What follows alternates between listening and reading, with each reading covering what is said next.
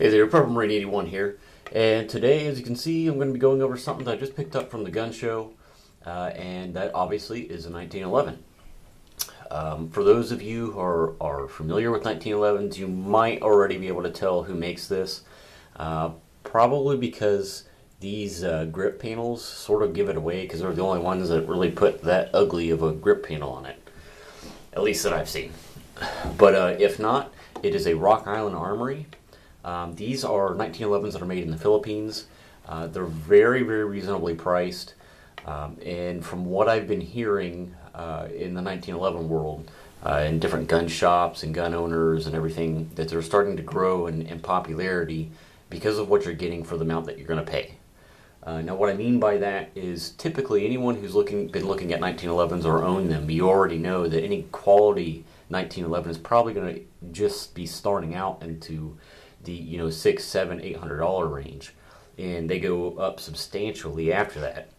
I mean, if you're talking about certain manufacturers like Ed Brown or Nighthawk Custom, that kind of thing, you're talking literally thousands of dollars for a 1911 made by them. I didn't want to spend that much because this is my first 1911. Now, I've fired different manufacturers, 1911s in the past. I've held numerous ones. I've done a lot of research on different companies. Talked to a bunch of different people, watched many reviews.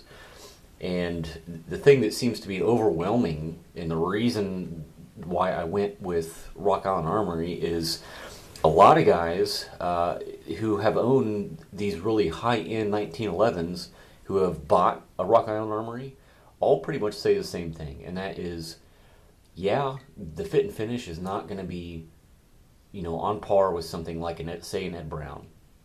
It's not going to be as pretty. But they also in turn say, but it's not really its purpose. You're paying for that extra, attention to detail in the machining process to have a $2,000 1911. These are just 1911s that are, quite frankly, just made to work. That's all they really focus on. Granted, the fit and finish is pretty good. There's only a couple rough spots that I noticed on this one in particular, or any of them that I've held in the past for that matter.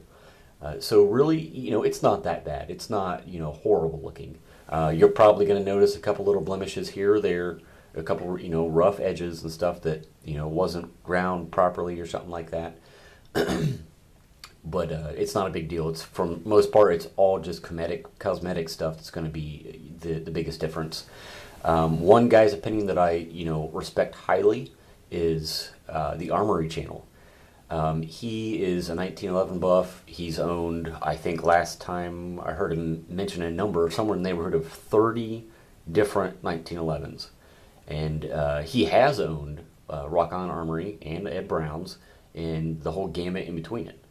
And he'll tell you flat out that there's virtually no difference as far as the shooter goes between this one and an Ed Brown.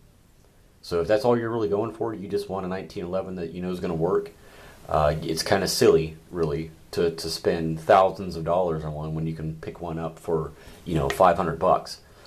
I think after taxes I paid $512 for this, so I got a relatively good price on it, especially with the way the market is right now. Everything's a little bit elevated. Yeah, this is a Rock Island Armory 1911 A1.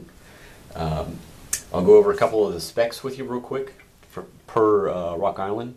It's obviously 45 ACP, 8 round. Let me see, overall length. These are all in metric, and I didn't really feel like converting them, so just bear with me, folks.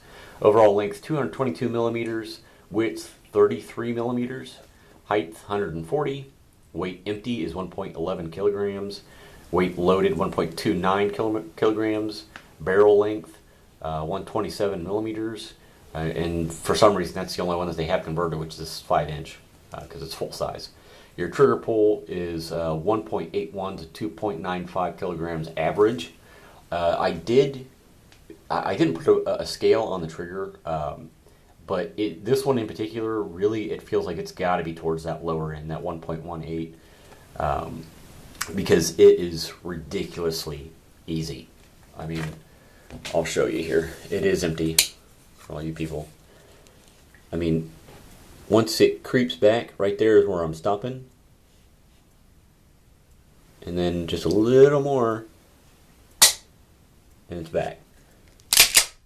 And then reset is that typical 1911, probably 1/4 inch. You're seeing the fat of my finger release more than what the trigger, there you can see a trigger moving a little. Here, let me try to get you a better shot. There. That's all it is. And then, boom. So it's very, very light. It's got to be, you know, in the neighborhood of, I don't know, whatever the kilograms is. I think kilograms to pounds is, what, 0.5, roughly half pound, something like that. I don't know. Maybe my math wrong on that. Is wrong on that. Anyway, let me see. Trigger pull sights. This has their, I don't even know what they would consider these. They're not the traditional blade type. Get you a shot. All right, in there. It's one thing I don't really like is I don't understand why they notched this back part out, but they didn't do anything as far as like white it out or put dots or anything like that. It's black on black, so I'm gonna have to do something about that. But I am glad that it's not just that twin blade in the back. This is a little bit beefier. Both of these are all steel. This is pretty sturdy. It's pretty stout rear sight. So you know if you did have to rack it on something or whatever, it is not going to damage it at all. There's the other side of it. Let me see here. What else? Rifling says right hand twist, 1 turn and 400 millimeters. Number of grooves 6. Finished. This is parkerized.